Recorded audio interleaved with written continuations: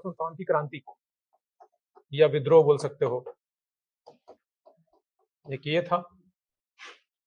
Last में आपका British कालीन नीतियां दिया था कि कैसे कैसे किस प्रकार से शासन करते थे वो, तो इसमें तो बहुत कुछ आता है आपका। ये था आपका सी टेट का सिलेबस में जो मैं देखा था, जो पेपर 2 का जो पार्ट होता है, सेम इतने ही पढ़ाया था 15 दिनों में। कंफर्म था कि यहां से क्वेश्चन आएगा ही करके, और आया। 70-80% क्वेश्चन यहीं से थे और बना आपका। तो सबसे पहली चीज तो वो पता होना चाहिए आपको कि क्या पढ़ना है करके, क्योंकि कम समय में आप इतने बड़े सब्जेक्ट को अगर तैयारी करना चालू करके, अब इकलौता सब्जेक्ट तो है नहीं है कि इतिहास ही पढ़ना है बस, एक बीच में आपका समझ लो कि 20 नंबर के आना है आपको करके। जैसे 60 नंबर का आपका पोर्शन है सोशल स्टडी वगैरह का, 40 नंबर में उसमें आपको इतिहास भी है, भूगोल भी है, और एक शायद संविधान वगैरह भी है शायद, ठीक, पॉलिटी वगैरह भी है आपका। तो सब मिला के और सी टेट में सब 40 नंबर में भी सेम सिलेबस है, 40 में भी इतिहास है, उसमें आपका संविधान वगैरह है, उसमें भी सेम आपको डिवाइड किया हुआ है। तो आपको एरिया पता होना चाहिए कि कौन सा चीज क्यों महत्वपूर्ण है करके। जैसे कई लोग इतिहास को मतलब यही समझ लेते हैं कि बस राजा महाराजा शासन काल था, मतलब समय का ही अध्ययन समझ लेते हैं इतिहास को। लेकिन आपको पता होना चाहिए कि इन लोग इंपॉर्टेंट क्यों है आपका। सिंधु घाटी सभ्यता से किस प्रकार के ज्यादा प्रश्न आते हैं आपको, वैदिक सभ्यता से आप लोग देखना वैदिक काल से हमेशा संस्कृति के बारे में आपको प्रश्न मिलेगा, 16 संस्कार, वो परंपराओं को, उनके कल्चर से क्वेश्चन बनता है आपका, ठीक। वो सब चीजों को आपको ज्यादा फोकस करना है। मौर्य में कंफर्म है सबसे ज्यादा प्रश्न बनते हैं आपको प्रशासन से। अर्थशास्त्र किनकी रचना है? अर्थशास्त्र कौटिल्य, चाणक्य की, आपके विष्णुगुप्त, कौटिल्य, चाणक्य, तीनों नाम है उनका। तो अर्थशास्त्र किसके बारे में व्याख्या करता है, आपको क्या बताता है? राजनीति और प्रशासन। एक प्रश्न तो ऐसे भी बनता है आपको कि अर्थशास्त्र का विषय क्या है करके, तो नाम तो उसका अर्थशास्त्र है लेकिन उसकी विषय क्या है आपका? राजनीति और प्रशासन, ठीक। वो मौर्य प्रशासन के बारे में जानकारी देने वाला एक सबसे महत्वपूर्ण स्रोत है। तो वहां से प्रश्न बनता है आपको, अशोक के अभिलेख से प्रश्न बनता है, प्रशासन से प्रश्न बनता है। तो मेजर चीजों को देखना है। जैसे गुप्त काल, गुप्त काल का इतना बड़ा इंपॉर्टेंस आपका कि पूरे भारतीय इतिहास का स्वर्ण काल बोल देते हैं हम लोग गुप्त काल को। क्यों बोलते हैं? ऐसा क्या क्या घटना हुआ होगा जो इतना ज्यादा इसको महत्व दिया गया है गुप्त काल को? बताओ, गुप्त काल में क्यों इतना ज्यादा इंपॉर्टेंस दिया गया उसको? स्वर्ण काल बोल देते हैं आपका। कालिदास का नाम सुने आप लोग, ठीक। संस्कृत के महानतम कवि, भारत का शेक्सपियर बोल देते हैं, ठीक। आर्यभट्ट, वराहमिहिर, ऐसे ऐसे लोग थे इस समय में आपका। मतलब कला के क्षेत्र में बोले, आप जितनी प्राचीन भव्य मंदिर देखते हो आप लोग, मतलब देख के आपको लगता होगा क्या रहा होगा ये जमाना करके आपका, मतलब कितनी समृद्धि रही होगी भारत में उस समय। और बोला भी जाता है, इकोनॉमिक हिस्ट्री में ऐसा बोला जाता है, आपका आर्थिक इतिहास अगर भारत को देखते हैं, कि पूरे दुनिया का 40% जीडीपी, मतलब पूरे दुनिया का 40% पैसा कहां था? भारत में था। मतलब आज के जो अमेरिका है उससे भी 10 गुना आगे थे हम लोग, ठीक, उस जमाने में, गुप्त काल में। तो चाहे वो समृद्धि की आर्थिक स्थिति के बारे में बात करें, ठीक, चाहे वो साहित्य के बारे में बात करें, कालिदास जैसे महानतम रचनाकार होते थे, संस्कृत का विकास हो रहा था इस समय, या आर्यभट्ट, वराहमिहिर, ठीक, बड़े बड़े विद्वान, गणित विज्ञान, जो दुनिया को हम लोग जीरो कब दिए? इसी काल में दिए थे। दशमलव की खोज, त्रिकोणमिति, ये सब आपका। तो यहां से प्रश्न बनेंगे आपको। प्रशासन, ठीक, गुप्त काल का प्रशासन भी इंपॉर्टेंट है। कला, विज्ञान, साहित्य के क्षेत्र में जो इस समय का योगदान है, बड़े बड़े लोगों का जो योगदान है, वहां से प्रश्न बनते हैं आपका। तो ये महत्वपूर्ण, इसीलिए इसको बोला जाता है पूरे भारतीय इतिहास का स्वर्ण काल। सभी धर्मों का भी विकास हुआ इस समय, केवल हिंदू धर्म का नहीं, आपका जैन बौद्ध दोनों का विकास हुआ बोल सकते हो, ठीक। ये सब है आपका। बीच में बहुत सारी चीजें छूट जाती है इसमें, जब मध्यकाल आता है केवल इसमें आपके सिलेबस में मुगल मेंशन किया था। मुगल में आपके औरंगजेब तक को माना जाता है बादशाह आपके, ठीक। वहां से प्रश्न मुगल प्रशासन से, अकबर के कार्यों से, ये सबसे ज्यादा प्रश्न बनता है। जैसे शाहजहां का शासन काल जाना जाता है ना आपका स्थापत्य के लिए, ताजमहल बनाया था, बड़े बड़े, दिल्ली का जो आप लाल किला देखते हो कौन बनाया था? शाहजहां, ठीक। तो बड़े बड़े स्थापत्य जाना था, तो स्थापत्य का काल बोलते हैं शाहजहां के काल को। जहांगीर जाना जाता है अपने चित्रकला के योगदान के लिए, तो चित्रकला का स्वर्ण काल बोल देते हैं किसको? जहांगीर के काल को, ठीक। अलग अलग सबका योगदान है हर राजा का। तो उस चीजों को आपको जानना पड़ेगा। अगर जहांगीर से प्रश्न बना तो आपको हमेशा चित्रकला से ही पूछेगा, उसके दरबार के चित्रकार को पूछेगा आपको। तो वो चीजों को आपको देखना है जो वाकई में मतलब उसको फेमस बना रहे हैं, उसको हम लोग जानकार, जिसके लिए पढ़ने लायक बना रहे हैं उस चैप्टर को आपका। तो मुगल में यही सब पढ़ना होता है आपका, कला, प्रशासन, मनसबदारी प्रथा, औरंगजेब की जो धार्मिक नीति है, कट्टर नीति बोल सकते हो प्रशासन में। जैसे पिछले सीटेट में आपको मुहतसिब पूछ दिया था एक, ठीक। तो ये सब चीजें तो बहुत आसान चीजें हैं, अगर आप उस चीजों पे फोकस करोगे तो जल्दी हो जाएगा आपका।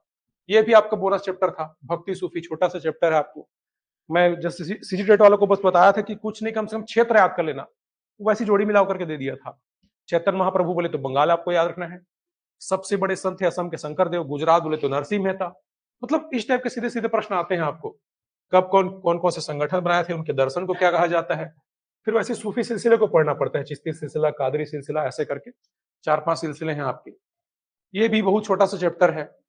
इसमें 1857 की क्रांति का कारण क्या था, परिणाम क्या था, एक प्रभाव क्या हुआ, वो सबसे क्वेश्चन कम आते हैं। आपको पूछता है इसके स्वरूप के बारे में कि वीर सावरकर ने इस विद्रोह को क्या बोला था, अंबिका चरण मजूमदार ने इसको क्या कहा था। मतलब इतिहासकारों के कथन को प्रश्न पूछता है आपको, उसके स्वरूप के बारे में प्रश्न बनता है आपका।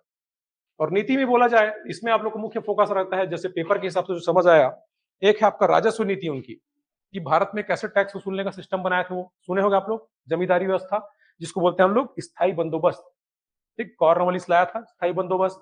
एक होता है रैयतवाड़ी, एक होता है महालवाड़ी, ठीक, 3 प्रकार की व्यवस्था थी, वो यहां से पूछ सकता है आप लोग को।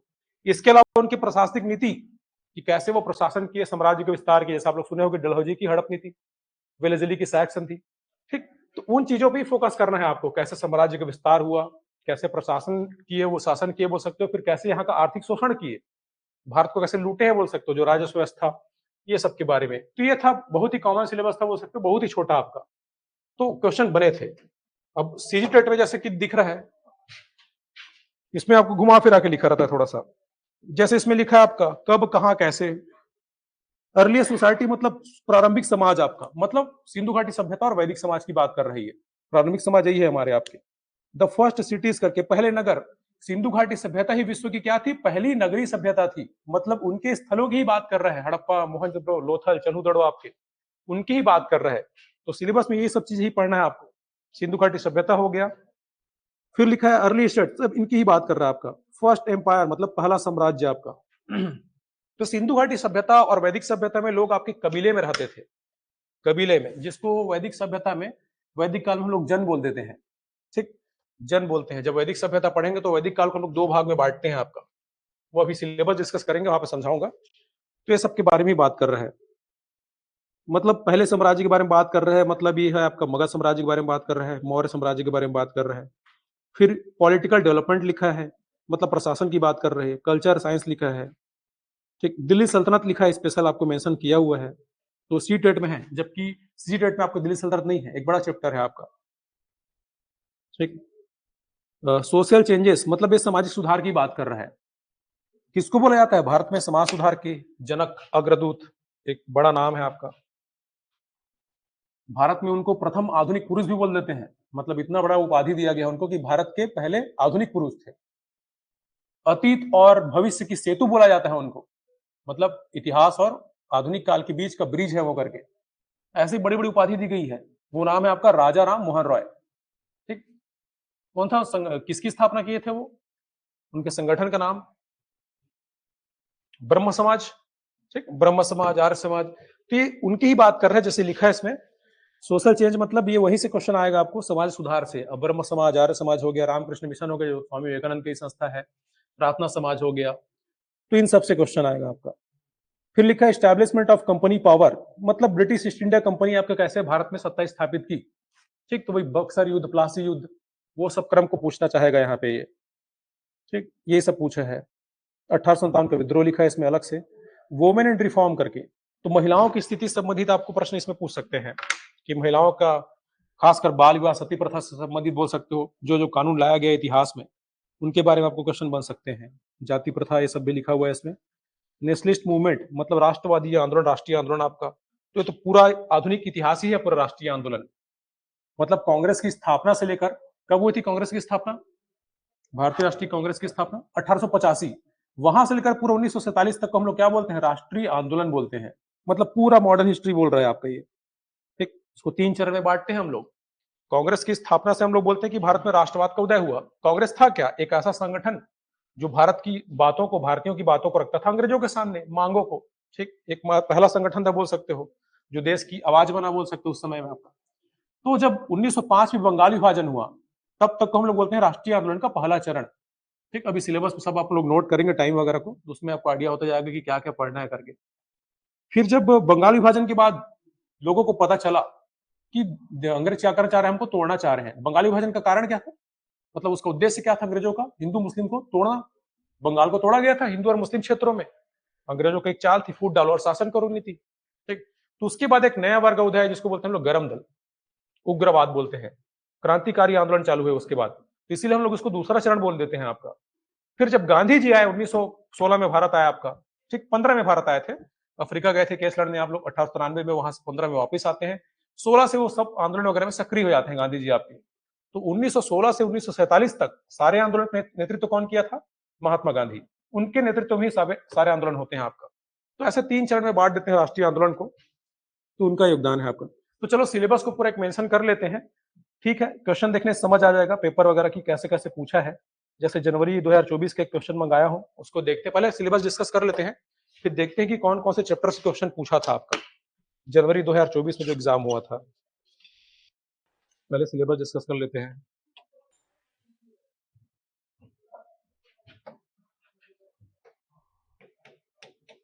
ठीक, रहने को इतिहास मतलब भारत के इतिहास ही है वो, और कुछ नहीं पढ़ना है। तो जो हम लोग प्रॉपर पढ़ते हैं पीएससी व्यापम की तैयारी के लिए, सेम सिलेबस है, कुछ कुछ चीजों का आपको छोड़ दिया गया है टेट में। तो जिसपे ज्यादा क्वेश्चन आ रहा है उसको ज्यादा अच्छे से पढ़ना है। जैसे मौर्य काल हो गया, गुप्त काल हो गया, दिल्ली सल्तनत, मुगल, सब तो में हफ्ते हफ्ते भर लग जाता है पढ़ाने में। तो उनपे ज्यादा फोकस करना है जहां से क्वेश्चन आते हैं आपको। तो देखो, अगर देखा जाए भारत के इतिहास को अलग अलग इतिहासकार, अलग अलग विद्वान बोल सकते हो, अलग अलग भागों में बांटे हैं। अच्छा, इतिहास बनता कैसे है, किसके आधार पर बनता है कि इस समय ऐसा हुआ होगा, ये ऐसा हुआ होगा करके? साक्ष्यों के आधार पर। ठीक, 2 प्रकार के साक्ष्य होते हैं इतिहास। तो इतिहास का स्रोत क्या है आपका? साक्ष्य, अवशेष बोल सकते हो। और साक्ष्य आपके 2 प्रकार के साक्ष्य हमेशा मिलते हैं हमको। एक होता है पुरातात्विक साक्ष्य।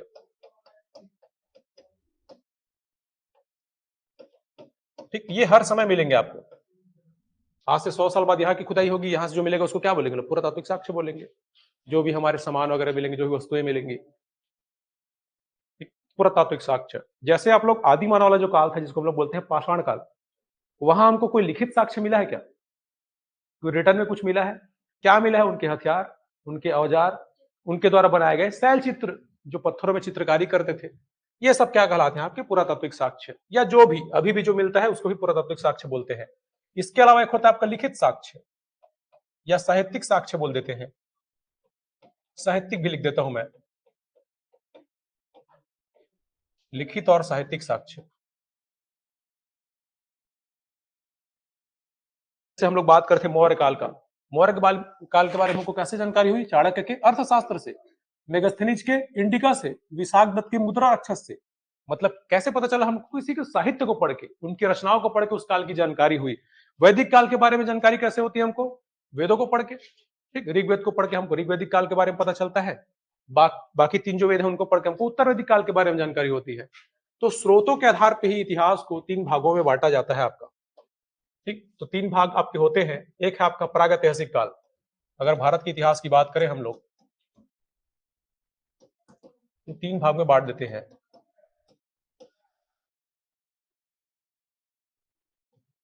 एक होता है प्रागैतिहासिक काल। प्रागैतिहासिक, उसको तोड़ोगे, संधि विच्छेद करोगे तो प्राग प्लस ऐतिहासिक, मतलब इतिहास से भी पुराना, प्राग ऐतिहासिक काल। ठीक, यहां से भी कई बार क्वेश्चन आ जाता है आपको, इसकी डिफिनेशन को पूछ देता है कई बार। फिर आता है आपका आद्य ऐतिहासिक काल। आद्य ऐतिहासिक, आद्य ऐतिहासिक काल। फिर है आपका ऐतिहासिक काल। तो ये साक्ष्यों के आधार पे ही, खासकर लिखित साक्ष्य के आधार पे ही बांटा गया है आपका, और उसी डिफिनेशन को आपको पूछता है कई बार। और ये समझने के बाद आपको पूरा सिलेबस समझ आ जाएगा कि क्या क्या पढ़ना रहता है इतिहास में। तो देखो, ये याद रखो, ये कौन सा जमाना है आपका? आदि मानव वाला जमाना। ठीक, जिसको हम लोग बोलते हैं प्रागैतिहासिक काल, पाषाण काल बोल देते हैं आपका। केवल पत्थर की चीजें ही मिली है आपको, उनके बनाए गए हथियार, औजार। मतलब किस प्रकार के साक्ष्य मिले? केवल पुरातात्विक साक्ष्य। तो केवल हमको पुरातात्विक अवशेष या साक्ष्य मिले हैं।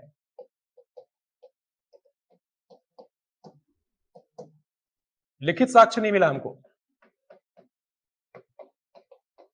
ये इसका डिफिनेशन हो जाता है आपका। इतिहास का वह कालखंड, वह समय, वह भाग बोल सकते हो जहां केवल क्या मिले हमको, पुरातात्विक साक्ष्य, लिखित साक्ष्य जहां हमको नहीं मिले हैं। ठीक, केवल हथियार मिला है, औजार मिला है उनका, ठीक, उनके द्वारा बनाए गए शैल चित्र मिले हैं, बस वही सब आपके। तो इतिहास के ऐसे काल को बोलते हैं लोग प्रागैतिहासिक काल। इसका क्या शामिल होगा इसमें, हमारा पाषाण काल, आदि मानव वाला युग, इसी में पढ़ते हैं। ये आपके सिलेबस में नहीं है पाषाण काल। कुछ कुछ साक्ष्य है उसको आखिरी में लोग देख लेंगे, जो फैक्ट है, वन लाइन क्वेश्चन बनते हैं, वो लास्ट में पूरा इतिहास कंप्लीट होने के बाद आपको बता दिया करूंगा। जैसे चावल के साक्ष्य, कृषि के साक्ष्य, ये सब के बारे में जो पाषाण काल से कुछ फैक्ट बनते हैं उनको बता दूंगा आपको। आद्य ऐतिहासिक काल, पुरातात्विक साक्ष्य तो हर जगह मिलते हैं, तो यहां पुरातात्विक साक्ष्य रहते हैं और यहां लिखित साक्ष्य भी मिलेगा। लिखित साक्ष्य भी मिलता है यहां, लेकिन इंग्लिश में देखो हर चीज को एकदम ट्रांसलेट करके दिक्कत है। हिंदी में चलेगी क्लास आपका ना, क्लास आपकी हिंदी में चलेगी। अब सेम चीजें हैं, जैसे आगे पढ़ेंगे हम लोग संस्कृत वर्ड पढ़ेंगे, अरबी फारसी वर्ड पढ़ेंगे, आपका वो शब्द तो सब नाम ही वही रहेगा, बस वेद का वेदा हो जाता है इंग्लिश में आपका। ठीक, ऐसे ट्रांसलेट कर करके चलेंगे तो बहुत दिक्कत हो जाएगा सिलेबस में आपका। तो आप लोग वही कर सकते हो, टॉपिक को आप लोग सर्च कर लो, जो चीजें आप लोग कंटेंट रहेगा उसको उसको ही पढ़ना है आपको, बस काम की चीजें हैं आपका। क्योंकि गूगल वगैरह करोगे तो आपको बहुत सारी चीज मिल सकती है। जैसे इसको हम लोग प्रोटो प्री हिस्टोरिक बोल देते हैं, इतिहास से भी पहले का, इसको प्रोटो हिस्टोरिकल बोल देते हैं, इसको आपका हिस्टोरिक पीरियड बोलते हैं आपका। ठीक, वो सब चीजें हैं, लेकिन हाँ आप बेसिक गूगल में सर्च करो, वहां से आपको समझ आएगा आपको। अब बस टॉपिक आपको याद रखना है, जैसे कि किसी को ट्रांसलेशन में दिक्कत है तो, क्योंकि हिंदी में चलती है आपकी इतिहास की क्लास आपका। ठीक, तो ये याद रखना है, और ये डबल लैंग्वेज में करो तो बहुत ज्यादा दिक्कत हो जाएगा इसमें। तो पुरातात्विक साक्ष्य, लिखित साक्ष्य, जैसे मैं कंप्यूटर लेता हूं आप लोग का, व्यापम लोग का टीचर और जितने कंप्यूटर पढ़ाया हूं, वो रहता है बाइलिंगुअल में, वो तो इंग्लिश में ही ज्यादा रहता है क्योंकि टेक्निकल सब्जेक्ट है, इसमें थोड़ा दिक्कत हो जाता है। ठीक, हर चीज को डबल डबल करना आपका और कठिन लगने लगेगा बाकी लोगों को। तो आप लोग देख सकते हो, नोट्स वगैरह दिक्कत नहीं है, मिल जाएंगे आपको सारे कंटेंट, लेकिन वो चीज है जो क्लास में बता रहा हूं उस पर ज्यादा फोकस करना है आप लोग को। ठीक, अंतर क्या है, यहां भी आपको पुरातात्विक साक्ष्य मिलेगा, यहां भी लिखित साक्ष्य मिलेगा। अंतर क्या है आपका, कि इसको अब तक पढ़ नहीं सके हैं। सीधा सीधा क्वेश्चन बनता है ऐसा कि ऐसा कालखंड जहां लिखित साक्ष्य मिले हैं लेकिन उसको अब तक हम लोग क्या कर नहीं सके हैं, अब तक पढ़ नहीं सके हैं, ऐसे कालखंड को बुलाते हैं इतिहास के आद्य ऐतिहासिक काल। कौन सा एग्जांपल आएगा, सिंधु घाटी सभ्यता इसी के अंदर आता है हमारा, क्योंकि आज तक इसकी लिपि को, सिंधु घाटी सभ्यता की लिपि जिसको हम लोग बोलते हैं पिक्टोग्राफ, भाव चित्रात्मक लिपि, आज तक इसको पढ़ा नहीं जा सका है। तो क्वेश्चन ऐसा बना भी ऑब्जेक्टिव में आपका कि सिंधु घाटी सभ्यता किस कालखंड के अंदर आता है, तो आद्य ऐतिहासिक काल के अंदर आता है, क्योंकि वहां की लिपि को अभी तक पढ़ा नहीं जा सका है। तो इतिहास का वह कालखंड जहां लिखित साक्ष्य है लेकिन अब तक उसको हम लोग पढ़ने में सफलता नहीं प्राप्त कर सके हैं आपका, तो इसको बोलते हैं आद्य ऐतिहासिक काल, सिंधु घाटी सभ्यता। और जहां पढ़ लेंगे उसको बोलते हैं हम लोग ऐतिहासिक काल। तो यहाँ आपका सफल है, आपका साहित्यिक स्रोत मिल जाते हैं आपसे, यहाँ आपके पुरातात्विक भी रहेंगे, ये इसका डिफिनेशन भी है आपका, लिखित साक्ष्य भी है, साहित्य भी मिले हैं, और इसको पढ़ सके हम लोग आराम से। विदेशी यात्रियों का विवरण हो गया, साहित्य हो गए, जैसे वैदिक काल पढ़ेंगे सिंधु घाटी सभ्यता के बाद, वो वेदों के आधार पे हम लोग पता चलता है कि कैसे कैसे था उनका जीवन करके आपका।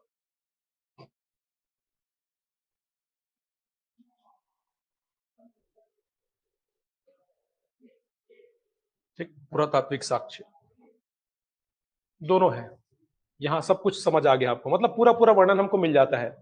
ठीक, जैसे अर्थशास्त्र को पढ़ के आप पता लगा लेते हैं कि मौर्य प्रशासन कैसा रहा होगा, वेदों को पढ़ के पूरा वैदिक काल की जानकारी मिलती है। ठीक, वेद सांग जो भी लिखा भारत के बारे में उसको पढ़ के हमको समझ आता है कि भारत में कैसा समाज रहा होगा उस समय। तो साहित्य हो गए, सिक्के हो गए, मुहर हो गए, सब कुछ को पढ़ के आपको समझ आ रहा है, तब बोलते हैं उसको ऐतिहासिक काल। और इसी ऐतिहासिक काल को हम 3 भाग में बांट देते हैं भारत का, एक आपका प्राचीन भारत, एक आपका मध्यकाल, एक आपका आधुनिक काल। प्राचीन भारत, मध्यकाल, आधुनिक काल आपका, आधुनिक भारत बोल सकते हो। एक तो एक चेंजेस हुआ था, बड़े बड़े चेंजेस आपका, कुछ इतिहास में ऐसी घटनाएं हो जाती हैं जिसके चलते पूरा समाज बदल जाता है आपका। जैसे वैदिक काल को हम लोग दो भाग में बांटते हैं, एक ऋग्वैदिक काल, एक उत्तर वैदिक काल।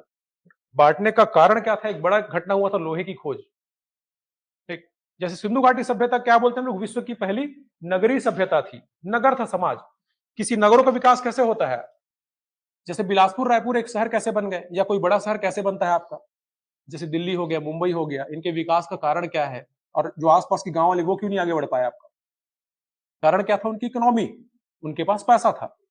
पैसा कैसे आएगा? जब आपके पास खेती अच्छी होगी। पहले तो शहर ऐसे ही बने होंगे ना, पहले तो इकोनॉमी क्या था आपकी? कृषि थी मुख्य रूप से। जो लोग अच्छी खेती कर सके, जो अच्छा उत्पादन कर सके, जो आवश्यकता से अधिक, जिसको बोलते हैं अधिशेष उत्पादन आपका, ठीक, आवश्यकता से अधिक उत्पादन कर लिया, उनकी इकोनॉमी क्या रहेगी आपकी? अच्छी रहेगी। और वो क्या स्थापित कर सकेंगे आप? नगर बना सकेंगे वो। ठीक, तो पैसे वाले जगह ही तो आप नगरों का विकास कर सकते हैं। और सिंधु घाटी सभ्यता में आप लोग को पता होगा बहुत सारे क्या मिले हैं? अन्नगार, धान्य कोठार, ठीक, जहां भंडार किया जाता था आपके अनाज को। मतलब इससे पता क्या चलता है हमको कि ये बहुत ज्यादा खेती करते रहे होंगे। ठीक, कोई समाज गरीब क्यों है? क्योंकि वो जितना जरूरत है उतनी उत्पादन कर पा रहा है वो। अगर वो ज्यादा उत्पादन कर लेगा तो उसको फायदा होगा, बेचेगा उसको, पैसा कमाएगा, कुछ और दूसरी चीजें भी इन्वेस्ट कर पाएगा उस पैसे को आपका। तो यहाँ नगरों का विकास इसीलिए हुआ था क्योंकि सिंधु नदी के किनारे इनको क्या मिल गया था? उपजाऊ जमीन, खेती बहुत अच्छी थी इनकी, एक नगरों का विकास कर सके ये। फिर से देखेंगे हम लोग वैदिक काल, सिंधु घाटी सभ्यता के बाद जब वैदिक काल आता है, फिर से हमारी सभ्यता क्या हुई? ग्रामीण हो गई। ठीक, वहां कृषि था सबसे बड़ा इकोनॉमी का, हमारा जो अर्थव्यवस्था का बिंदु बोल सकते हो, स्रोत बोल सकते हो आय का। फिर वो पशुपालन हो गया आपका, ग्रामीण अर्थव्यवस्था हो गए। क्योंकि वेदों में किसका महत्व है? गाय का महत्व है ना, हिंदू धर्म में। ठीक, गाय को बहुत ही महत्वपूर्ण माना गया है, वैदिक काल से ही वो परंपरा चली आ रही है बोल सकते हो आप। तो ये तीन भाग हैं, ये बड़ी घटनाओं के आधार पर बांटा गया है आपका। जैसे प्राचीन भारत में हम लोग कहां से कहां तक पढ़ते हैं आपका? वैदिक काल से लेकर, वैदिक काल से लेकर आपका गुप्त और गुप्तोत्तर काल के आसपास तक, मोटा मोटा। मध्यकाल में अब क्या बड़ा घटना होगा? भारत में पहली बार इस्लामिक आक्रमण होगा। ठीक, तो जब पहली बार मुस्लिम आक्रमण हुआ भारत में 712 ईस्वी में, अरब से आया था मोहम्मद बिन कासिम। यहां से लेकर फिर हम लोग पढ़ते हैं कि दिल्ली में दिल्ली सल्तनत स्थापित होता है, एक मुस्लिम साम्राज्य। फिर मुगल आते हैं आपके। ठीक, तो मुगल के बाद 1707 में जब औरंगजेब मरता है आपका, औरंगजेब की मृत्यु तक को हम लोग बोलते हैं, इतिहासकार बोले कि मध्यकाल है करके। और जैसे ही औरंगजेब मरता है आपका, मुगल साम्राज्य क्या होता है? कमजोर।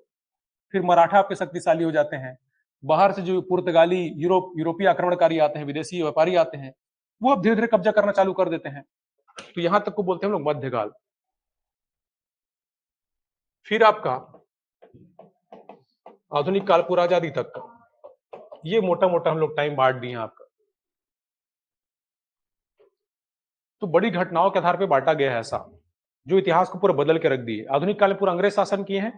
तो जब यूरोपीय आना चालू किए, औरंगजेब जब मरा, जब कमजोर हुआ भारत का, बोल सकते हो मुगल प्रशासन जब कमजोर हुआ, वहां से आधुनिक काल की शुरुआत माना जाता है। मुस्लिम आक्रमण एक बड़ी घटना थी भारत में, अभी तक केवल हिंदू शासन करते थे यहाँ पे, तो मुस्लिमों का आगमन हो रहा है। ठीक, 7वीं शताब्दी, 6वीं शताब्दी में इस्लाम धर्म का कहां हुआ था? इस्लाम का उदय किस देश में हुआ? इस्लाम की स्थापना, इस्लाम का उदय, मक्का मदीना सब कहां है आपके? सऊदी अरब में है। ठीक, अरब में। तो पहला आक्रमण कहां से हुआ था भारत में? मुस्लिम आक्रमण अरब से, जहां इस्लाम का उदय हो रहा है। ऐसा भी प्रश्न आता है आपको कि भारत में पहला मुस्लिम आक्रमण कहां से हुआ था? तो अरब से, मोहम्मद बिन कासिम का। फिर तुर्की आए, जो तुर्क से आए थे। आप सुने होंगे महमूद गजनवी, ठीक, लुटेरा जो सोमनाथ मंदिर को लूटा था, ऐसे से कहानी पढ़ते हैं हम लोग। ठीक, 17 बार आक्रमण किया था आपका, वो आया महमूद गजनवी। फिर तुर्की आक्रमण हुआ भारत में, जो था मोहम्मद गौरी आपका। वही मोहम्मद गौरी को बुलाता है भारत में मुस्लिम सत्ता का या इस्लामिक राज्य का संस्थापक, क्योंकि मोहम्मद गौरी ही बैठा के गया किसको? कुतुबुद्दीन ऐबक को। गुलाम वंश स्थापित किया और दिल्ली सल्तनत वहां से क्या होता है? प्रारंभ होता है। फिर 5 वंश होते हैं दिल्ली सल्तनत में। फिर आपके मुगल आते हैं। औरंगजेब के बाद मुगल साम्राज्य आपका पतन होने लगता है, बाकी शक्तिशाली राज्यों की स्थापना होने लगती है, छोटे छोटे। ठीक, तो उसको मध्यकाल बना दिया आपका। जैसे यूरोपियों का आगमन औरंगजेब के पतन से चालू हो जाता है आपका आधुनिक काल। ठीक, तो सिलेबस आपका पूरा डिस्कस कर लेते हैं कि क्या क्या पढ़ना है तीनों पार्ट में आपका। तो देखो प्राचीन, अच्छा इसको अलग अलग इतिहासकार, जैसे एक जेम्स मिल है आपका, देखो यहाँ पे कौन से धर्म का प्रभुत्व हुआ करता था? हिंदू धर्म। ठीक, तो कुछ इतिहासकार इसको, खासकर अंग्रेज इतिहासकार आपके, इसको हिंदू काल बोल दिए हैं। ऐसा भी प्रश्न बनता है कई बार ये विभाजन वगैरह से। एक जेम्स मिल करके हुआ करता था, जेम्स स्टुअर्ट मिल करके, वो प्राचीन भारत को हिंदू काल बोल दिया, क्योंकि यहाँ हिंदू धर्म, जैन धर्म, बौद्ध धर्म ये सब थे आपका। लेकिन इसका आलोचना भी किया गया, ये सबको हम लोग अमान्य घोषित कर दिए हैं बोल सकते हो, क्योंकि केवल हिंदू धर्म नहीं था, जैन भी था, बौद्ध भी था। एक बड़ा धर्म था, पूरी दुनिया में आजकल चलता है ना बौद्ध धर्म, उसका भी मतलब उदय जन्म स्थान कौन है? भारत ही है आपका। वो दो बड़े धर्म भी थे। मध्यकाल को क्या बोल दिया? वो मुस्लिम काल, क्योंकि दिल्ली सल्तनत थे, मुगल थे, कौन थे शासक? सब आपके मुस्लिम थे। ठीक, आधुनिक काल को वो क्रिश्चियन काल या ईसाई काल नहीं बोला, वो क्या बोला? ब्रिटिश काल बोला, ब्रिटिश काल बोल दिया वो। और इसका रीजन भी यही था, ये सब विभाजन करके वो क्या करना चाहता था? इतिहास को तोड़ मरोड़ के जनता को चाहता था कि बांटे, फूट डालो, शासन करो की नीति के ही तहत ये बांटा गया था। ऐसा मुस्लिमों को भड़काने के लिए बोला गया कि पहले आपके ऊपर हिंदू राज किए हैं, हिंदुओं को भड़काने के लिए बोला गया कि आपके ऊपर फिर मुस्लिम राज किए हैं, इसलिए ऐसा बांटा गया हिंदू मुस्लिम। आपको सीधा सीधा प्रश्न आ सकता है कि धार्मिक वर्गीकरण किसने किया था भारतीय इतिहास का करके, मतलब धर्म के आधार पर इतिहास को किसने बांटा था? तो James mill.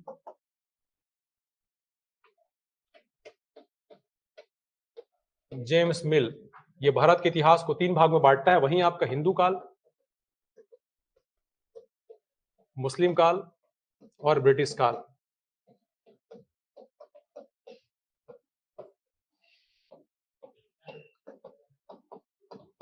British history of India करके इसकी पुस्तक थी, उसी में बांटा है जेम्स मिल।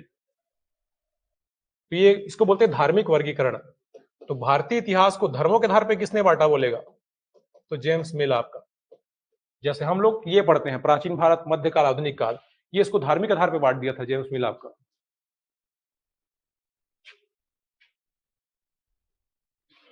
तो ऐसा ऐसे प्रश्न बन जाते हैं कई बार। आद्य ऐतिहासिक काल से आपको क्वेश्चन पूछा है कई बार, ये पूछ सकता है आपको कि किसने भारतीय इतिहास को धर्म के आधार पर बांटा या धार्मिक वर्गीकरण किया? तो जेम्स मिल। इसका पुस्तक है ब्रिटिश हिस्ट्री ऑफ इंडिया करके। ठीक, आगे देखेंगे और ये सब के बारे में।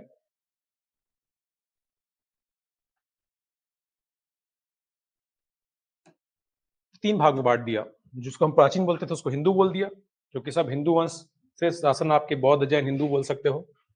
इसमें सल्तनत था, मुगल काल था, उसको मुस्लिम काल बोल दिया वो, लेकिन खुद को ब्रिटिश बोला।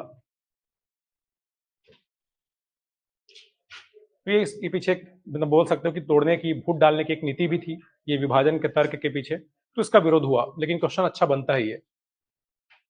अब देखो क्या क्या पढ़ना है सिलेबस। प्राचीन भारत में हम लोग सिंधु घाटी सभ्यता को ले लेते हैं समझने के लिए।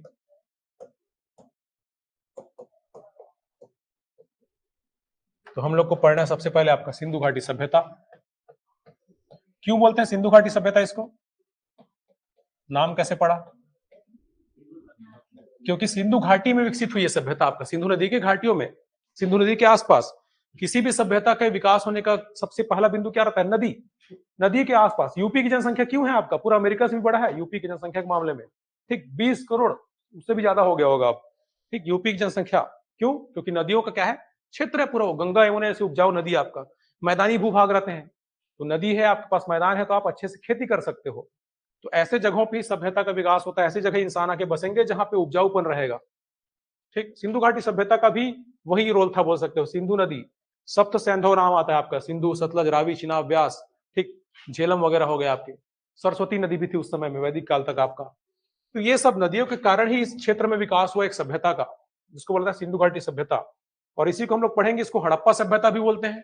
क्यों बोलते हैं हड़प्पा सभ्यता? ये सब आपको कथन तर्क में घुमा फिरा कैसे पूछ सकता है इसके नामकरण से, क्योंकि सबसे पहले खोज किसकी हुई थी? हड़प्पा की, इसलिए इसको हड़प्पा सभ्यता भी बोल देते हैं। ठीक, इसके अलावा इसको कांस्य युगीन सभ्यता भी बोलते हैं, क्योंकि ये कांसा का निर्माण करना चालू कर दिए थे। जैसे इंसान सबसे पहले किस धातु का उपयोग किया बोलेगा तो तांबा। ठीक, लेकिन इनको मेटलर्जी मतलब धातु कर्म का भी ज्ञान था। ये तांबे से, आपको पढ़े होंगे ना, कांसा मतलब किससे बनता है? तांबा और टीन से। तो तांबे से कांसा बनाना जानते थे ये, इसलिए इनको कांस्य युगीन सभ्यता भी बोला जाता है। जैसे पाषाण काल को हम बोलते हैं पाषाण युग, पत्थर युग बोल देते हैं, इसको बोल देते हैं कांस्य युग, बोल देते हैं ताम्र युग, कांस्य युग, ये सब आपका। ताम्र पाषाण काल को। फिर आगे जब उत्तर वैदिक काल में लोहे की खोज होगा तब उसको लौह युग बोल देते हैं। इसके बाद हम लोग पढ़ना आपको वैदिक काल या वैदिक सभ्यता। और फिर वैदिक काल को आपको दो भाग में बांटते हैं हम लोग। एक होता है आपका ऋग्वैदिक काल,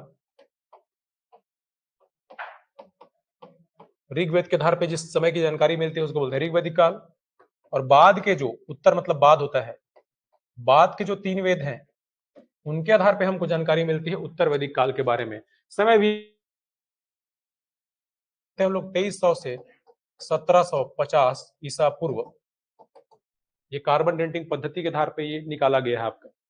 इतिहास का लोग अलग अलग मत दिए हैं, कोई 3000 ईसा पूर्व बोला है, कोई 4000 बोला है।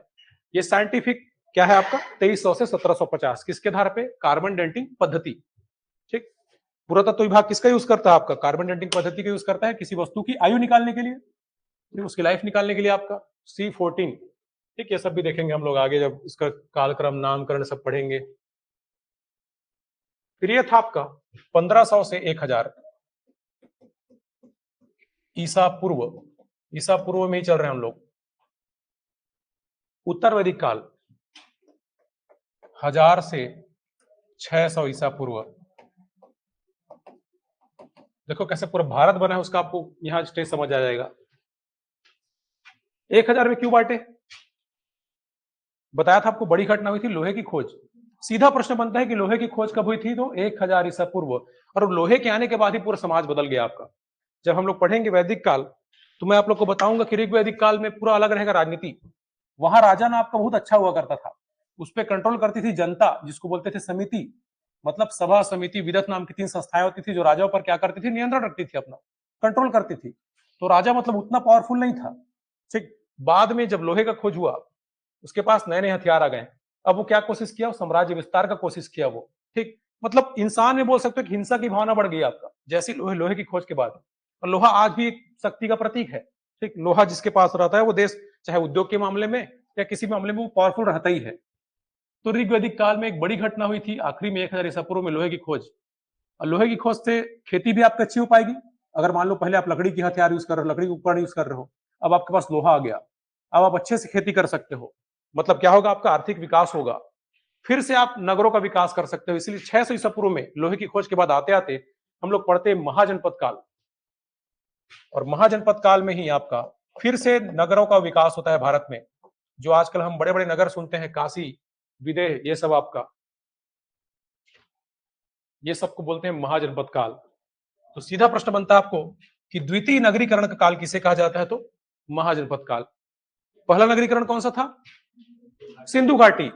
ठीक, फिर आपकी सभ्यता ग्रामीण हो गई थी वैदिक काल। तो फिर से नगरों का विकास होता है। जैसे ही आपके पास लोहा आया, आपकी खेती बढ़ी, आपकी इकोनॉमिक डेवलप हुई, आर्थिक विकास हुआ आपका, तो फिर से आपके पास पैसा आया, तब आप बड़े शहरों का फिर क्या कर पाओगे? निर्माण कर पाओगे।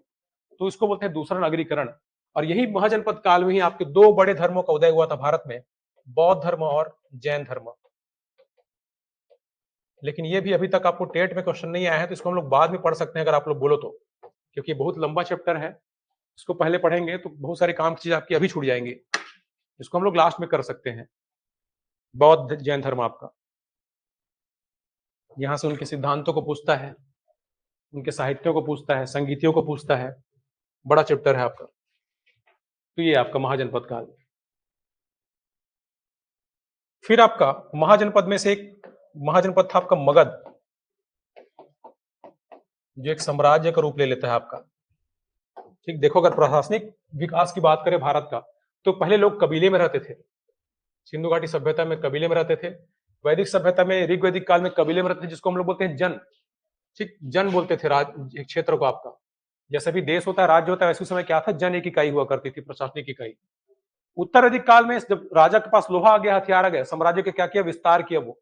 जन से क्या बन गया? आपकी जनपद। जन आपके बड़े हो गए, जनपद बन गए। फिर जनपद का और विस्तार हुआ, ये बन गए महाजनपद। 16 महाजनपद के बारे में आप लोग को जानना रहता है, उसमें राजधानी पूछता है आपको कि महाजनपद काल का उल्लेख किसमें है। तो बौद्ध और जैन ग्रंथों में उल्लेख है, भगवती सूत्र में, अंगुत्तर निकाय में आपका 16 महाजनपद हैं आपके।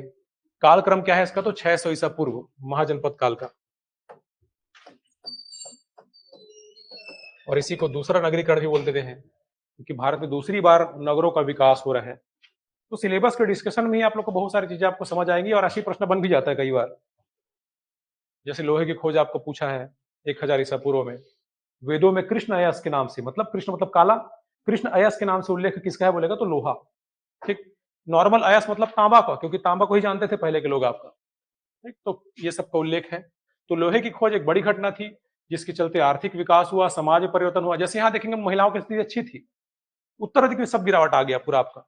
पहले वर्ण व्यवस्था आपका अच्छा हुआ करता था, लोग अपने योग्यता के आधार पर ब्राह्मण क्षत्रिय वैश्य शूद्र किसी भी वर्ण में प्रवेश कर सकते थे। उत्तराधिक काल में उसमें भी गिरावट आ गया, वंशानुगत हो गया वो आपका। ठीक, तो हर चीज जो यहाँ अच्छी थी, एक आदर्श स्थिति थी बोल सकते हो, सब खराब हो गया कब आपका उत्तर वैदिक काल में। तो पूरा लोहा ही था जो खेल किया आपका। तो बहुत बड़ी घटना बनाता है लोहे की खोज को, एक पूरा नाम ही देते हैं इसको, लौह युग बोल देते हैं इधर को। तो इसी में से फिर आपका महाजनपद में से 16 महाजनपद में से एक शक्तिशाली जनपद होता है जिसका नाम था मगध, जो आसपास के महाजनपद को जीत के एक साम्राज्य बना लेता है। तो मगध साम्राज्य हम लोग 3 वंश इसमें जानते हैं, छोटा छोटा आपका, बस राजा पढ़ना पड़ता है। पर जैसे कि आपका एक सबसे पहला वंश था आपका हर्यक वंश, फिर आता है आपका शिशुनाग वंश, फिर आपका नंद वंश। और आप लोग कहानी सुने होंगे कि नंद वंश का एक शासक था घनानंद। किसका अपमान करता है वो? चाणक्य का। और वही बदला लेके फिर क्या करेगा, वो मौर्य साम्राज्य की स्थापना करेगा। चंद्रगुप्त मौर्य को लेके मौर्य वंश की स्थापना करेगा। तो इसके बाद हम लोग पढ़ते हैं मौर्य काल, मौर्य वंश के बारे में। ये आपके सिलेबस में है बोल सकते हो, एक बड़ा चैप्टर है। इसमें शासकों को पढ़ना है, फिर अशोक के अभिलेख के बारे में पढ़ना है, मौर्य प्रशासन को पढ़ना है, स्रोतों से प्रश्न आएंगे, बड़ा चैप्टर है आपका ये। फिर मौर्योत्तर काल। अच्छा, सम्राट अशोक किस धर्म को मानता था? बौद्ध धर्म को। बौद्ध धर्म का बहुत ज्यादा प्रचार किया वो। ठीक, तो बोल सकते हो कि वैदिक धर्म को, सनातन धर्म को, ब्राह्मण धर्म को एक ही मतलब है, हिंदू धर्म जिसको हम लोग आजकल बोल देते हैं, उसको नुकसान हुआ अशोक के काल में, मौर्यों के काल में बहुत ज्यादा क्षति बोल सकते हो। तो भड़के हुए थे लोग आपका। तो आप लोग पढ़े भी होंगे कि अंतिम मौर्य शासक कौन था? बृहदत्त, जिसको कौन मारा आपका? शुंग वंश का शासक, शुंग वंश का उसका सेनापति था खुद का, पुष्यमित्र शुंग। ठीक, जो खुद को द्वितीय परशुराम भी बोला है। ठीक, तो ऐसे ऐसे वंश यहाँ पे आएंगे, शुंग वंश, सातवाहन वंश और कण्व वंश, जो तीनों क्या थे आपके ब्राह्मण वंश हुआ करते थे। जिन लोग परेशान थे किससे? अधिक बौद्धों को, मतलब ज्यादा संरक्षण दिए थे मौर्य वाले आपके, मौर्य बौद्धों के ऊपर ज्यादा ध्यान दिए थे। अशोक तो पूरा संपत्ति लुटा दिया था, और वो भी एक कारण बनता है मौर्य वंश के पतन का। अशोक पूरा पैसा कहाँ लगा दिया? बौद्ध धर्म के प्रचार के लिए। जो पूरा दुनिया में आप देखते हो, जापान के लोग बौद्ध मानते हैं, ठीक, तिब्बत, चीन देखे होगे, ये पूरा बौद्ध को मानता है आपको। इसका तो योगदान है आपका अशोक जैसे शासकों का। विस्तार क्या था? अपनी खुद बेटा बेटी को भेजा था श्रीलंका आपका, महेंद्र और संघमित्रा को। ठीक, तो वो सब देखते हैं आपका। तो शुंग, कर्ण, सातवाहन 3 ब्राह्मण वंश बोल सकते हो। हिंदू वंश आपके यहाँ पे आते हैं मौर्य काल में। फिर मौर्योत्तर काल के बाद एक बड़ा वंश आएगा आपका गुप्त काल। गुप्त वंश के बारे में पढ़ना है, और ये तो वही काल है आपका, भारतीय इतिहास का पूरा स्वर्ण काल बोल देते हैं गुप्त काल। तो यहाँ के प्रशासन से, यहाँ के साहित्य से, यहाँ से कला से फैक्चुअल क्वेश्चन आएंगे आपको। कालिदास की रचनाएं, भास की रचनाएं, विशाख दत्त की रचनाएं, ये सब फैक्चुअल क्वेश्चन आते हैं आपको गुप्त वंश से। इस काल के बारे में योगदान पूछेगा आपको। तो कला, विज्ञान, साहित्य सभी क्षेत्रों में विकास हुआ था, इसीलिए इसको बोलते हैं भारतीय इतिहास का स्वर्ण काल। फिर कुछ गुप्तोत्तर काल है, ये सब आपके बिल्कुल भी सिलेबस नहीं है, चाहे टेट में देखें या सीटेट में देखें। जैसे कि हर्षवर्धन वगैरह जैसे कुछ राजा हुए थे आपके गुप्त काल के बाद, अलग अलग क्षेत्रों में कुछ राज्य वंश का उदय हुआ था। तो वो सब है आपका। ये हमारा प्राचीन भारत है, इतना आपको सिंधु घाटी से लेकर आपके गुप्त तक ही देखा जाए तो आपके सीजी टेट में लिखा है सिंधु घाटी, वैदिक, फिर सीधा मौर्य और गुप्त। ये 4 चैप्टर आपके सीजी टेट में है।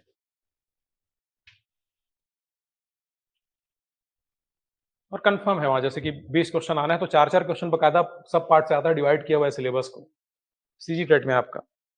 और सेंट्रल लेवल के एग्जाम में तो कोई कंफर्म नहीं रहता कि किससे कितना पूछेगा करके, लेकिन हाँ क्वेश्चन के समझ आ जाता है आपका कि किसका कितना वैल्यू है करके। हर एग्जाम का अलग पैटर्न है, पीएससी देखो अलग है पूरा। व्यापम में आपको वल्नरेबल क्वेश्चन ज्यादा आते हैं, फैक्चुअल क्वेश्चन आते हैं ज्यादा से ज्यादा। आपको फैक्ट जानना पड़ेगा आपको। पीएससी में कथन घुमा फिरा के पूछते हैं आपका, अधिकतर घुमा फिरा के। तो ज्यादा से ज्यादा फैक्ट आपको याद करना है। क्लास नोट्स मेरा आप किसी भी बुक से या किसी भी चीज से आप कंपेयर कर लेना, सबसे ज्यादा आपको नोट्स में मिल जाएगा, मैं जो लिखाऊंगा क्लास में आपको। लेकिन वही है कि जब तक आप प्रैक्टिस नहीं करोगे, सब्जेक्ट बहुत अजीब है बोल सकते हो। जब तक आप लोग हर चैप्टर से 200 क्वेश्चन सॉल्व नहीं करोगे, 200, तब तक आपको वो बनना नहीं लगेगा, लगेगा कि नहीं आप भूल जा रहे हैं टाइप का। ठीक, अब क्वेश्चन प्रैक्टिस करने से आइडिया होते आता है कि हाँ ये चीज इंपॉर्टेंट है, बार बार मिल रहा है इसके बारे में क्वेश्चन करके, आपको पता चलते जाएगा कि सबसे ज्यादा मौर्य वंश के बारे में अगर पूछेगा तो अशोक से पूछेगा, अभिलेख से उसके, या तो उसके प्रशासन से, उनसे ज्यादा क्वेश्चन मिलेगा आपको। ठीक, बाकी राजा महाराजा के बारे में बहुत कम प्रश्न बनते हैं आपको। गुप्त काल में आपको साहित्य से, कला से, स्थापत्य से ज्यादा प्रश्न मिलेगा आपको। तो क्वेश्चन सॉल्व करोगे तो आपको बहुत फायदा होगा। और कोई भी एग्जाम जैसा पैटर्न होता है वैसा आपको हैबिट बनाओ, तभी निकल पाएगा वो। जैसे मेंस में अगर लिखना है तो उसको लिखना पड़ेगा आपको बैठ के, तब तो आपका हर दिन अगर आप 100-200 क्वेश्चन सॉल्व करोगे, चाहे कोई भी सब्जेक्ट हो, जिसका जितना वेटेज है उसके ज्यादा क्वेश्चन आपको सॉल्व करना है, तो आपका हैबिट बना रहेगा। एग्जाम टाइम आपको कुछ नया नहीं लगेगा, आप 5 क्वेश्चन एक्स्ट्रा बना के ही आओगे। अगर हर दिन आप 200 क्वेश्चन सॉल्व कर रहे हो तो एग्जाम टाइम आपके जो छूट जाते हैं ना 4-5 क्वेश्चन जानते थे फिर भी गलत हो गया वाला, वो नहीं होंगे कम से कम। तो वो एक हैबिट बनाना पड़ेगा आपको प्रैक्टिस करने का।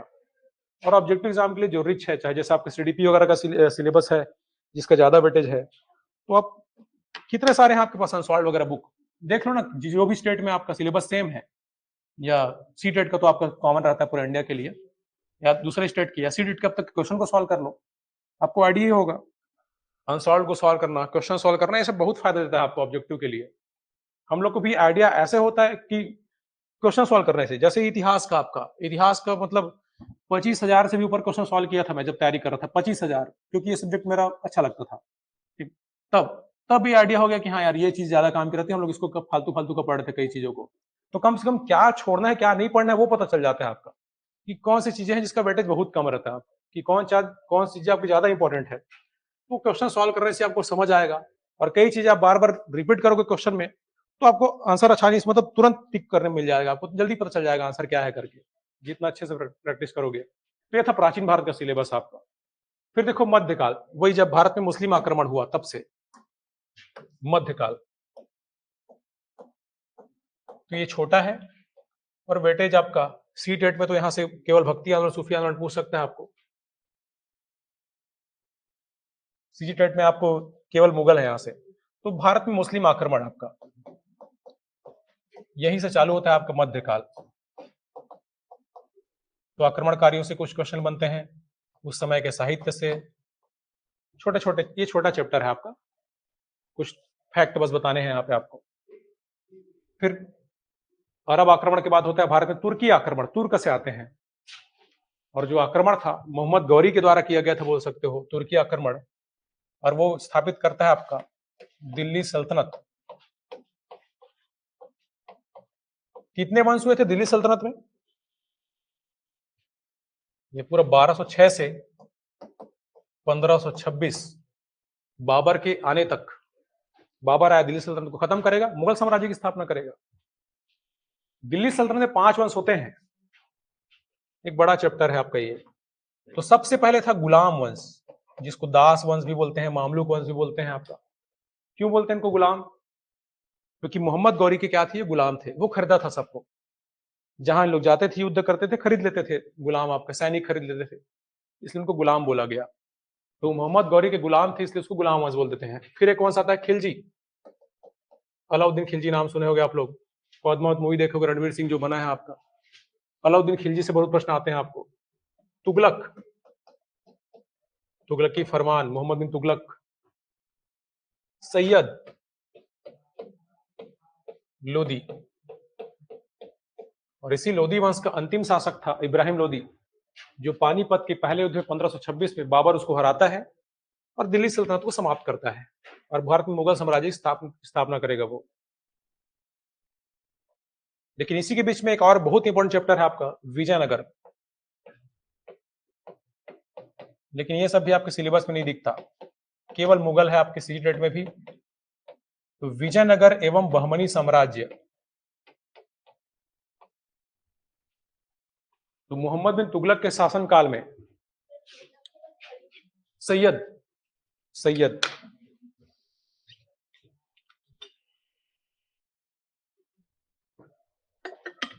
मोहम्मद बिन तुगलक के शासनकाल में दक्षिण में, आपके दक्षिण भारत में 2 राज्यों को उदय होता है। एक था हिंदू राज्य विजयनगर, एक मुस्लिम राज्य था जिसको बहमनी बोलते हैं आप, दोनों आपस में लड़ते रहते थे, एक बड़ा साम्राज्य बोल सकते हो। फिर आपका मुख्य तो मुगल,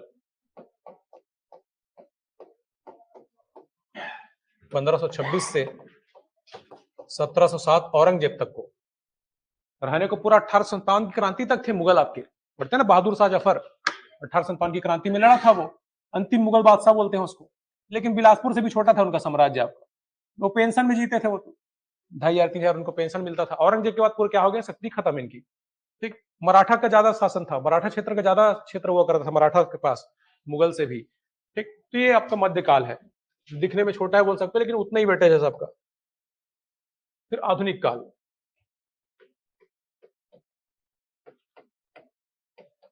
तो जैसे ही मुगल साम्राज्य का पतन होता है, औरंगजेब की मृत्यु होती है, वहां से आधुनिक काल स्टार्ट आपका। तो जैसे मराठा साम्राज्य आपका बनता है यहाँ पे एक छोटे छोटे राज्यों का उदय होता है, स्वतंत्र राज्यों का उदय बोलते हैं इसको। जितने मुगल के क्षेत्र थे सब आजाद होकर खुद अपना एक नया राज्य बना लेते हैं। स्वतंत्र राज्यों का उदय या नवीन राज्यों का उदय बोलते हैं इसको। जैसे हैदराबाद अलग हो गया, अवध अलग हो गया, पढ़ते ना, अवध के नवाब, बंगाल के नवाब, इन लोग पहले क्या थे, मुगल के क्षेत्र हुआ करते थे। जैसे ही औरंगजेब मरा, आपका कमजोर हुआ, खुद को लोग अलग राज्य बना लिए, खुद को आजाद कर लिए। स्वतंत्र राज्यों को उदय ऐसी बोलते थे हम लोग परवर्ती मुगल काल, मतलब मुगल के बाद का काल, मुगल के बाद का काल बोल देते हैं। उसमें औरंगजेब के बाद के जो मुगल शासक थे वो भी हैं, छोटे छोटे राज्यों की जो स्थापना हुई थी, अवध, बंगाल, हैदराबाद, मैसूर, ये सब राज्यों के बारे में, उनके शासक से, संधि से, युद्ध से क्वेश्चन बनता है। बस आपका छोटा छोटा चैप्टर है ये। आधुनिक काल,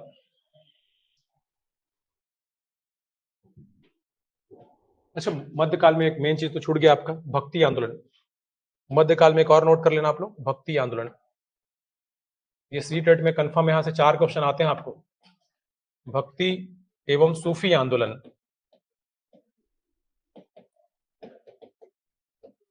तो शिक्षक भर्ती में 2 क्वेश्चन तो आ सकते हैं यहां से, भक्ति से, एक सूफी से। अच्छा छोटा चैप्टर है और फैक्ट वाले ज्यादा पॉइंट है आपको, संतों से, उनके सिलसिले से, सूफी से, तो ये मध्यकाल में आएगा आपका। ठीक, स्वतंत्र राज्यों का उदय, मराठा, फिर एक चैप्टर है आपको यूरोपियों का आगमन, पुर्तगाली आए, फिर डच आए, फिर अंग्रेज आए, फिर फ्रांसीसी आए, यूरोपियों का आगमन।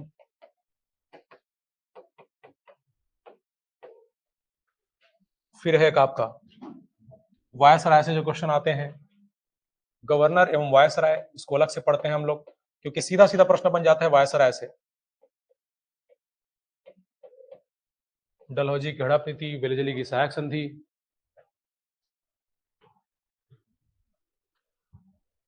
पढ़ेंगे लेकिन पहले सीटेट पे फोकस करते हैं, सिलेबस पे पूरा कवर करेंगे। अब देखो टाइम, लेकिन सीटेट के लिए भी समय कम है, तो पहले उन चैप्टर को ज्यादा फोकस करेंगे, क्योंकि सीटेट वाले भी हैं बहुत आपके, पूरा करेंगे ऐसा नहीं है। सीटेट तो आपको पहले उसको कवर करना है, इसलिए पहले लगाया गया है आपका, क्योंकि इन लोग का मेजर वो सिलेबस में दिया है आपका, वेटेज ज्यादा है, 20 नंबर के आसपास का इतिहास है। गवर्नर एवं वायसराय कंप्लीट करेंगे ऐसा नहीं है, गवर्नर एवं वायसराय। इसके बाद आपका 1857 की क्रांति, ये आपके सिलेबस में है।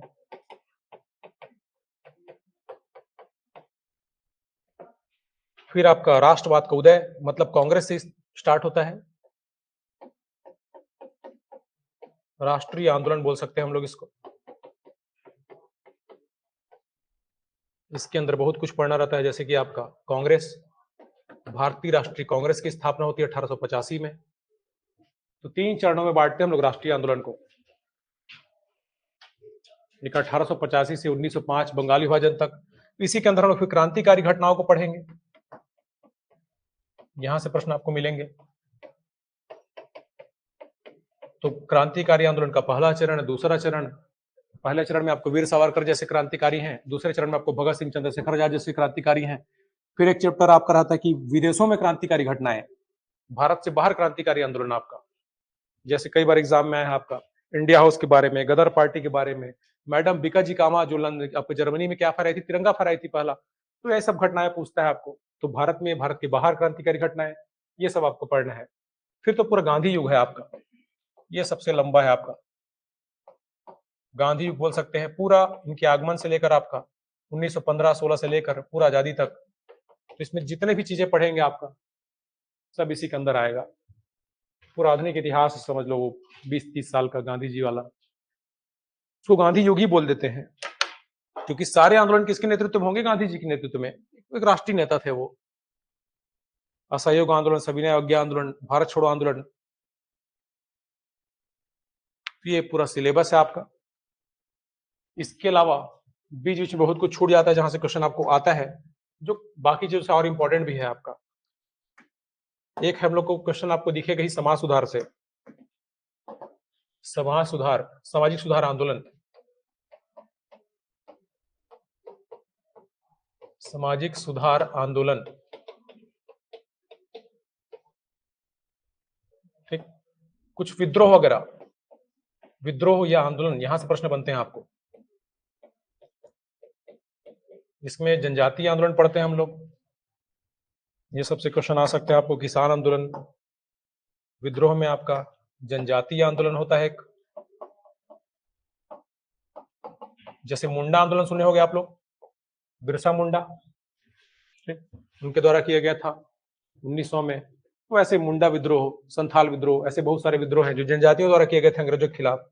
फिर आपका किसान आंदोलन या किसान विद्रोह बोल सकते हो, जैसे नील विद्रोह, चंपारण विद्रोह, चंपारण सत्याग्रह बोलते हैं जिसको, नील विद्रोह हो गया आपका। ऐसे बहुत सारी चीजें हैं आपका जो किसान लोग विद्रोह किए थे। फिर सिंपल से कुछ और विद्रोह हैं, जैसे कि नागरिक विद्रोह बोलते हैं, सन्यासी विद्रोह हो गया आपका।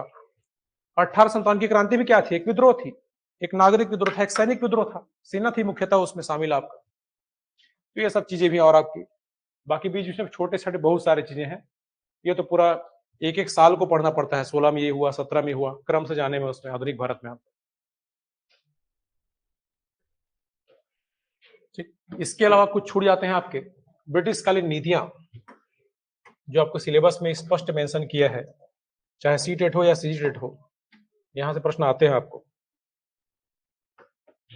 ब्रिटिश नीतियां कि अंग्रेज यहां कैसे शासन करते थे आपका, क्या क्या नीति लाए आपका, चाहे वो आर्थिक नीति की बात करें, कैसे यहाँ को लूटे हैं, यहाँ से पैसा कैसे कमाए हैं। एक है आपका प्रशासनिक नीति, कैसे यहाँ शासन किए हैं। आर्थिक में उनके टैक्स सिस्टम के बारे में पूछता है आपको, महालवाड़ी, रैयतवाड़ी, स्थायी बंदोबस्त, वहां से कंफर्म क्वेश्चन आएगा, आएगा ही, यहाँ से प्रश्न आएंगे आपको। प्रशासनिक नीति में फिर उनके साम्राज्य विस्तार की नीति को, हड़प नीति, सहायक संधि, ये सब के बारे में प्रश्न बनेगा। छोटा सा है, एक एक पैराग्राफ का एक एक पॉइंट है, उसके फैक्ट पूछेगा आपको, इतना कुछ पढ़ना है।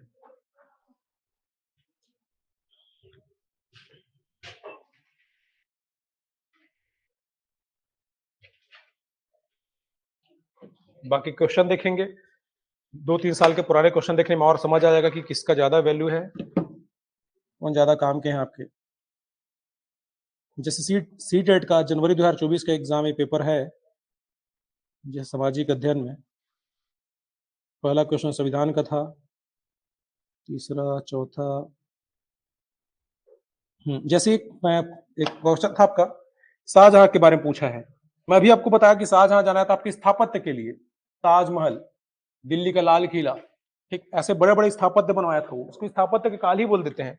तो मैं बताया था ना कि जहांगीर के बारे में पूछेगा, चित्रकला के बारे में पूछेगा आपको, शाहजहां के बारे में तो स्थापत्य के सेम क्वेश्चन पूछा आपको कथन और कारण बना के, कि शाहजहां के शासनकाल के दौरान मुगल वास्तुकला के विभिन्न तत्व एक भव्य सुसंगत संश्लेषण में लाए गए करके, ठीक है। उसके बाद बोला कि उसके शासनकाल में अनवरत मतलब कंटिन्यू आपका निर्माण कार्य चलते रहे, विशेष रूप से आगरा और दिल्ली में। वही दो तो क्षेत्र हुआ करते थे, आगरा ही तो मुख्य राजधानी थी मुगल की, बाद में शाहजहां दिल्ली बनाया था उसको, ठीक। तो आगरा दिल्ली, तो ये दोनों आएगा सही है आपका, कथन सही है, कारण भी सही है, दोनों उसका व्याख्या करते हैं करके। तो मतलब एक मुगल से आपको मिल गया, कला से उनके प्रश्न आपको, तो सीटेट में आपको मिल गया एक मुगल से। देखते रहते कि कौन से चैप्टर, एक दो पेपर और देखूंगा तो आइडिया हो जाएगा कि कहां से ज्यादा पूछ रहा है आपका। ये जनवरी 2024 का पेपर है आपका, तो एक क्वेश्चन हमको मिल गया मुगल से आपका, मुगल कला से शाहजहां के। फिर भूगोल आ गया आपका। हाँ, फिर एक पूछा था कि 1770 में बंगाल में भयानक अकाल पड़ा, जिसमें लगभग 1 लाख लोगों की मृत्यु हुई करके। मैं आप लोग को विद्रोह बताया ना अभी, यहाँ पे एक विद्रोह हम लोग पढ़ते हैं, नागरिक विद्रोह में सन्यासी आंदोलन। सन्यासी आंदोलन एक मूवी भी आने वाला है, 1770 सन्यासी विद्रोह, मेरे ख्याल से प्रभास वगैरह ही उसमें रहेगा लीड में। वो भी कौन बना रहा है? राजा मौली बना रहा है आपका, जो आपका RRR मूवी बनाया था, बाहुबली वाला डायरेक्टर जो है आपका। तो 1770 एक बड़ी घटना हुई थी, सन्यासी विद्रोह आपका, एक बड़ा विद्रोह था अंग्रेजों के खिलाफ, उसके बारे में पूछ रहे हैं। उस समय रीजन भी, सबसे बड़ा रीजन यही था कि अकाल पड़ा था, लोग भूख से मरे थे। तो इसमें बंगाल की लगभग 1/3 आबादी खत्म हो गई। हाँ, तो सही बात है, बंगाल की आबादी उस समय लगभग 2.5 करोड़ के आसपास हुआ करती थी। 1 करोड़ लोग लगभग उसमें मर गए थे अकाल में। कितना भयानक अकाल था। तो ये भी क्वेश्चन वही आएगा आपका, ए और बी दोनों सही है करके। तो मतलब ये विद्रोह से पूछा था एक क्वेश्चन आपका।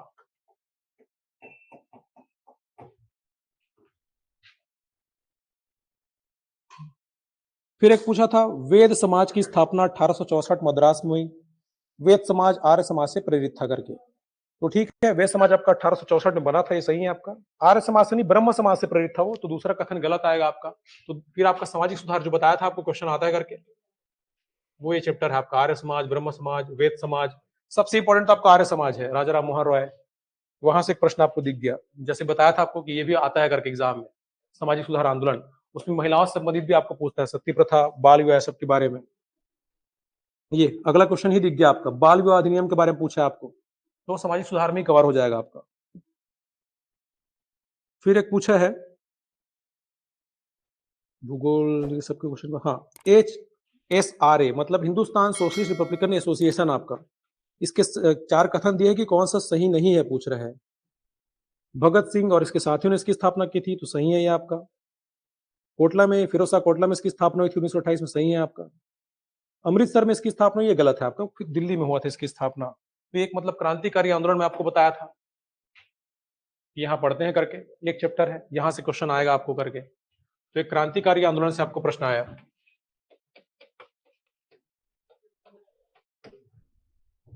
तो वही है जो मुख्य चैप्टर आपके, लिमिटेड रहता है सिलेबस देखा जाए तो। फिर अगला क्वेश्चन है आपका कि महालवाड़ी व्यवस्था मतलब वही राजस्व व्यवस्था जो भी बताया था आपको, राजस्व नीति, आर्थिक नीति उनकी। तो 3 प्रकार की व्यवस्था होती है आपका, महलवाड़ी, रैयतवाड़ी और स्थायी बंदोबस्त। वहां से एक प्रश्न बिल्कुल मिलेगा आपको हमेशा। तो राजस्व व्यवस्था से क्वेश्चन आया था, जैसे इसमें पूछा कि महलवाड़ी व्यवस्था की शुरुआत मैकेंजी ने की थी। तो हाँ, आपको मैकेंजी थे जनक इसका, म से महलवाड़ी, म से मैकेंजी करके याद कराता हूं मैं। तो ये राजस्व वसूली का कार्य गांव के प्रधान को दी गई थी, ना कि जमींदार को आपका। तो महाल में आपका, हाँ ये भी सही है आपका, गांव को, महाल मतलब होता है गांव आपका, जैसे रैयत मतलब होता है किसान, ये शब्द से ही आपको मतलब समझ आ जाएगा। जैसे स्थायी बंदोबस्त में आपको जमींदार को जिम्मेदार ठहराया जाता था, जब तक जिम्मेदार अंग्रेजों द्वारा जो भी लगान डिसाइड किया उस क्षेत्र का उतना चुका रहा है, तब तक उसकी जिम्मेदारी बनी रहती थी। जैसे वो उतना पैसा नहीं चुका पाया अंग्रेजों को, उसकी जिम्मेदारी क्या कर देते थे, छीन लेते थे, दूसरे को जिम्मेदार बना देते थे। ठीक, वैसे रैयत में किसान को भूस्वामी बना दिया गया था, भूमि का मालिक बना दिया गया था किसान को, सीधे किसान से पैसा वसूला जाता था। और महल मतलब होता है आपका गांव, इसमें पूरे गांव को एक फिक्स कर दिया था, इस गांव से इतना टैक्स हमको चाहिए करके, और उस गांव के मुखिया को जिम्मेदारी दी जाती थी आपका। तो 3 प्रकार की व्यवस्था है। तो ये भी क्वेश्चन ठीक है, सब क्लास में कवर हो जाएगा आपका। फिर इतिहास में इसमें एक दादा भाई नौरोजी के बारे में पूछा है, कांग्रेस से, मतलब कांग्रेस से क्वेश्चन आया है आपका। वही राष्ट्रवादी आंदोलन के चरण बताया था आपको, कांग्रेस से प्रश्न आता है करके। इसमें पूछा है, दादा भाई नौरोजी कांग्रेस के बड़े नेता थे, वे कभी भी कांग्रेस के अध्यक्ष नहीं रहे। ये गलत बात है, वो 3 बार अध्यक्ष बने थे आपका। ठीक, तो नेहरू और नौरोजी दोनों एनएन वाले, आप 3-3 बार अध्यक्ष बने थे कांग्रेस के। तो ये कथन गलत हो गया आपका। व्यवसायी थे, प्रचारक थे, लंदन में रहते थे, ये सही बात है, वो लंदन में, क्योंकि ब्रिटिश इंडियन एसोसिएशन की स्थापना करते हैं वो, और वहीं से पुस्तक और हम निकालते हैं, हम लोग पढ़ते हैं उनके बारे में। कांग्रेस में जब बताता हूं मैं, एक सिद्धांत बताता हूं जो दिए थे दादा भाई नौरोजी, याद रखना, धन निष्कासन का सिद्धांत, ड्रेन थ्योरी बोलते हैं इसको, कि अंग्रेज कैसे भारत को लूटे, यहाँ का पैसा को कैसे खींच के कहां ले आ रहे हैं वो, इंग्लैंड। ये सिद्धांत को सबसे पहले किसने दिया था, वो थे आपके दादा भाई नौरोजी। ठीक, धन निष्कासन का सिद्धांत आपका हॉस्टल वार्डन ने भी शायद पूछा था पुस्तक को उनके, the poverty and un-British in India आपका। और एक और इतिहासकार थे रमेश चंद्र दत्त। ठीक, इनकी पुस्तक है इकोनॉमिक हिस्ट्री ऑफ इंडिया, मतलब भारत का आर्थिक इतिहास। ये 2 व्यक्ति हैं जिन लोग भारत को ये जानकारी दिए कि अंग्रेज क्या कर रहे हैं, भारत का शोषण कर रहे हैं। जैसे इनका योगदान क्यों महत्वपूर्ण है आपका, बहुत सारे लोगों को लगता है कि अंग्रेज क्या कर रहे हैं, भारत का विकास कर रहे हैं, लेकिन अगर भारत का वास्तव में विकास करना चाहते तो यहाँ उद्योगों की स्थापना करते। वो कभी किए क्या, कोई भी उद्योग ऐसा है जो इंग्लैंड बनाया आपका, वहां तो अपना स्टील प्लांट खोलते थे, भारत में बनाया क्या एक आध भी, जो भी यहाँ उद्योग बना, कौन बनाया? भारतीय लोग ही बनाए थे आपका। जमशेदपुर में जो खुला आपका पहला इस्पात संयंत्र, भारत का पहला स्टील प्लांट, भारतीय खोले हैं आपका। ठीक, चाहे सूती वस्त्र है, कॉटन का जो फैक्ट्री हो, सब भारत के लोग ही खोलते थे। तो अंग्रेज केवल क्या उपयोग करते थे शोषण में? यहाँ से कच्चे माल ले जाते थे, नील की खेती करवाते थे जबरदस्ती यहाँ से, ठीक, कपास ले आते थे यहाँ से, और सामान बना के वापस कहाँ लाते थे? भारत में, उसको बेचने के लिए। तो केवल बाजार बना के भारत को क्या किए? शोषण किए। इसी बोलते हैं इसका धन निष्कासन, धन निर्गमन, मतलब भारत का पैसा कहाँ गया? इंग्लैंड गया। तो केवल बाजार के रूप में शोषण किए बोल सकते हो। तो उसके बारे में बनता है क्वेश्चन आपको, तो ये भी ठीक है। ठीक, बाकी सब संविधान भूगोल के क्वेश्चन है, और इसमें इतिहास का ठीक है, और तो नहीं है। धर्मनिरपेक्षता संविधान का हो गया आपका। बाकी पेडागोजी का क्वेश्चन दिख रहा है, भूगोल हो गया।